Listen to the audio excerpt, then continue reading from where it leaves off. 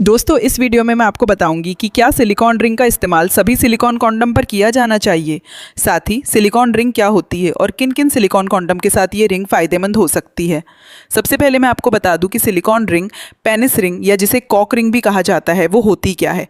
असल में सिलिकॉन से बनी ये एक छल्ले जैसी चीज़ होती है जो अलग अलग डिज़ाइनों में भी उपलब्ध होती है, लेकिन इसकी बेसिक फंक्शनैलिटी छल्ले जैसी ही होती है।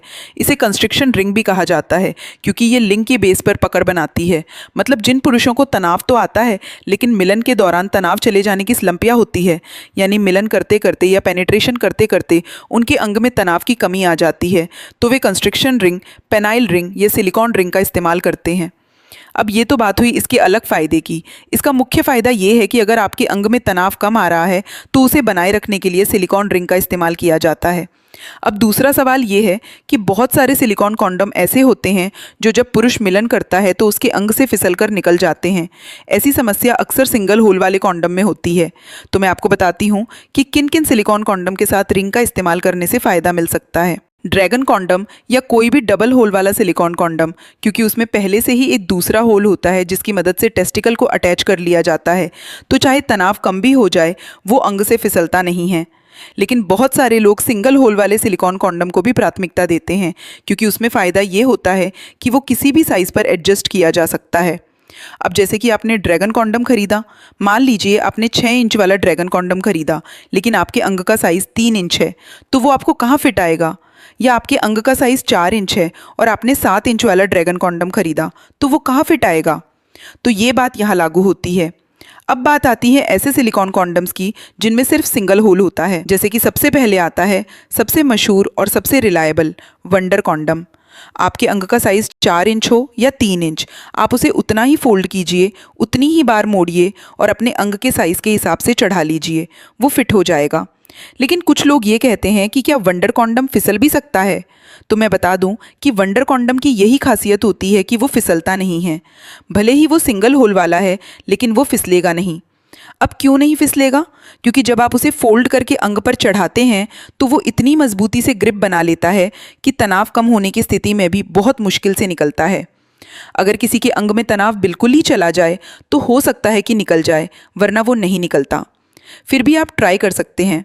अगर आपने वंडर कॉन्डम पहना है तो आप उसके ऊपर रिंग को ऐसे इस्तेमाल कर सकते हैं जैसे मैं दिखा रही हूँ। देखिए, ये वैसे तो बेल्ट कॉन्डम है, लेकिन मान लीजिए कि ये किसी पुरुष का वास्तविक अंग है उत्तेजना के समय, तो मैंने इस पर ऐसे फोल्ड दिए और इसे चढ़ाया।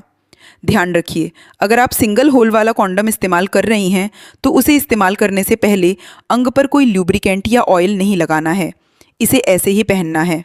तो देखिए, मैं इसे फोल्ड करके धीरे धीरे अनफोल्ड करते हुए चढ़ा रही हूँ और ये देखिए यहाँ तक आ गया। अब ये रही रिंग।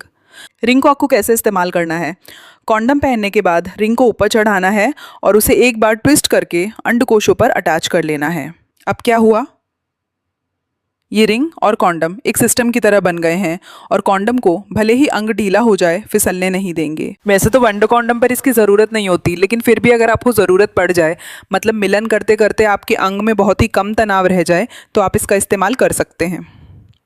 सबसे ज़्यादा ज़रूरत सिलिकॉन रिंग की किसी सिलिकॉन कॉन्डम के साथ इस्तेमाल करने में दोस्तों जेसीबी कॉन्डम के साथ होती है।